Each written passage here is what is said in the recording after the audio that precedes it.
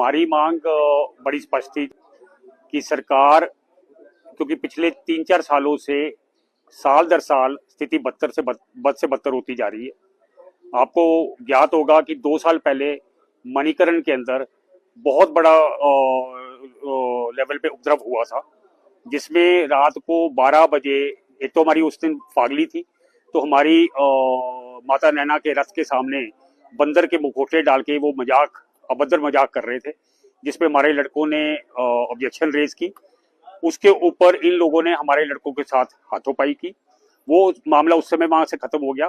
पर रात को 12 बजे गुरुद्वारे से 80-90 लोग तलवारों से, डंडों से और हथियारों से लैस होके बाहर निकलते हैं और आके रास्ते में जितनी दुकानें हैं, जो भी लोग उनको रास्ते में मिलते हैं, उनको मारते हैं, दुकानों में तोड़फाड़ करते हैं।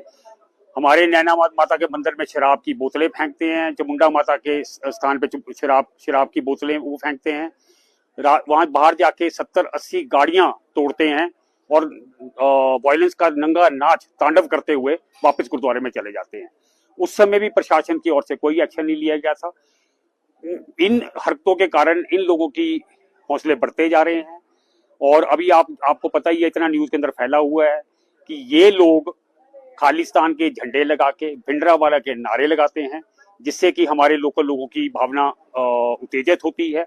ये नशे की हालत में 22 के ऊपर ट्रिपलिंग करते हुए जो सिख लोग हैं उनके लिए तो पगड़ी के साथ अलाउड है, पर ये जो परने बांध के भी बिना हेलमेट के चलते हैं, भुक्की, चिट्टे, अफीम के नशे करते हुए चलते हैं, बाइक पे ट्रिपलिंग करते हुए चलते हैं, एकदम अन्य तरीके से बाइक चलाते हैं। और अगर उसमें उस स्थिति पैदा होती है कि ऑब्वियसली कहीं ना कहीं गाड़ियों के आपस में इंसिडेंट्स होते हैं और हमारे लोकल लोगों पे उसके बोलने के ऊपर ये लोग वायलेंस करते हैं और ये मॉब मेंटेलिटी के साथ करते हैं।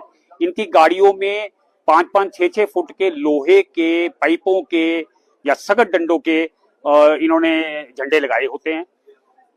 वो इनको हथियार की तरह यूज करते हैं।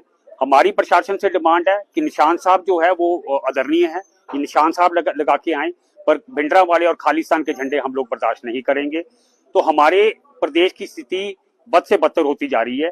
आज हमने अपना रोष व्यक्त करके अपने सीएम महोदय को डीसी महोदय के थ्रू ज्ञापन दिया था, पर जिस तरीके के हमें आश्वासन दिए गए हैं, हमें बहुत ज्यादा उम्मीद नहीं है। हमने सरकार को बोला है कि पिछले मामले से लेके जो मणिकरण के टाइम के मामले हैं या उसके बाद साल दर साल, इस साल डोभी में इतनी मार कुटाई हुई, रायसन में हुई, साडा बैरियर तोड़ के 30-40 युवक वहां पे जो कर्मचारी हैं उनको मार के वहां से निकल जाते हैं।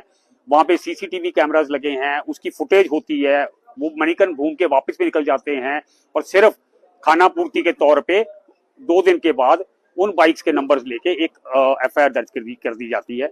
हमने सरकार से अनुरोध किया है कि आप उन सब उस पर एक्शन लें। अगले साल से आप स्टेट के बॉर्डर से ही सैनिटाइज करते हुए ये सुनिश्चित करें कि इन जो मैंने इश्यूज उठाए हैं इनका सबका पालन हो, जगह जगह बैरिकेडिंग हो, ताकि ऐसी स्थिति उत्पन्न ना हो और ये लोग इन मुद्दों को उठाकर इसको हिंदू सिख हिमाचल पंजाब का विवाद बनाते हैं। ये जो खालिस्तानी एलिमेंट्स है जो बाहर से फंडेड हैं, ये इनके लिए मुद्दा है और हमारे प्रदेश की जो है लॉ एंड ऑर्डर पे और अर्थव्यवस्था पे इसका बहुत भारी वो होता है। हमने सरकार से डिमांड की है कि आप 4 तारीख तक सरकार इसके ऊपर एक्शन ले। जितने ये केसेस फाइल हुए हैं इनके ऊपर एक्शन लेके उन लोगों को अरेस्ट करें। अगर सरकार 4 तारीख तक हमारी इस पे एक्शन नहीं लेती है, संतोषजनक एक्शन नहीं लेती है, तो हम लोग 4 तारीख को सारे कुल्लू वैली के लोग एक शक्ति प्रदर्शन करके सरकार का और प्रशासन का घेराव करेंगे।